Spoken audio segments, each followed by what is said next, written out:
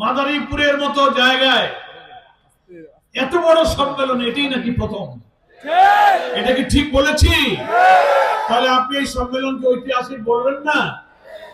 সাবেক জাতীয় সংসদ সদস্য, বাংলাদেশ জামাত ইসলামীর সহকারী সেক্রেটারি জেনারেল, বীর চট্টলা কক্সবাজার এবং এই অঞ্চলের সংগ্রামী জননেতা, ফরিদপুর জামাত ইসলামীর সাংগঠনিক অঞ্চলের পরিচালক জননেতা হামিদুর রহমান আজাদ, আজকের মঞ্চে উপবিষ্ট ফরিদপুর অঞ্চলের অঞ্চল টিমের সদস্যবৃন্দ, কেন্দ্রীয় মজলিসের শুরার সম্মানিত সদস্যবৃন্দ, পার্শ্ববর্তী জেলা সমূহ থেকে আগত আমার প্রিয় নেতৃবৃন্দ, মুআজ্জিজ উলামায়ে কেরাম, সাংবাদিক বন্ধুগণ, বিভিন্ন বন্ধু সংগঠনের সম্মানিত নেতৃবৃন্দ, মাদারীপুর জেলার বিভিন্ন উপজেলা, ইউনিয়ন, প্রত্যন্ত অঞ্চল থেকে আজকের এই মাদারীপুরের মুক্ত মঞ্চের কর্মী সম্মেলনের সমবেত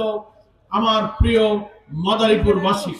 মাদারীপুরের ইতিহাসে, জামাত ইসলামের ইতিহাসে নতুন দ্বিতীয় স্বাধীন নতুন বাংলাদেশের স্বৈরাচারী ফ্যাসিস্ট সরকারের বিরুদ্ধে রুদ্ররোষ জনতার ক্ষোভ উত্তাল আন্দোলনের বিনিময়ে হাজার হাজার ছাত্র জনতার রক্ত এবং জীবনের বিনিময়ে যে বাংলাদেশ আমরা অর্জন করেছি, জগদ্দল স্বৈর শাসনের পাথর আমাদের বুকের উপর থেকে আল্লাহ পাক মুক্ত করে দিয়েছেন।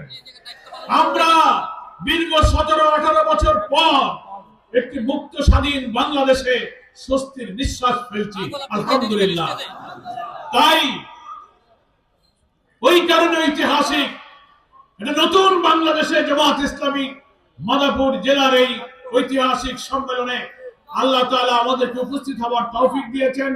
আপনারাও সকাল থেকে দূর দূরান্ত থেকে এই পৌষের শীতের আবহাওয়াকে উপেক্ষা করে স্বতঃস্ফূর্ত ভাবে মুষ্টিবদ্ধ বাহুতে তাকবীর ধ্বনি দিয়ে আজকের এই মুক্ত মঞ্চে সমবেত হয়েছেন। এই কারণে আজকের এই সম্মেলন ঐতিহাসিক রূপ ধারণ করেছে।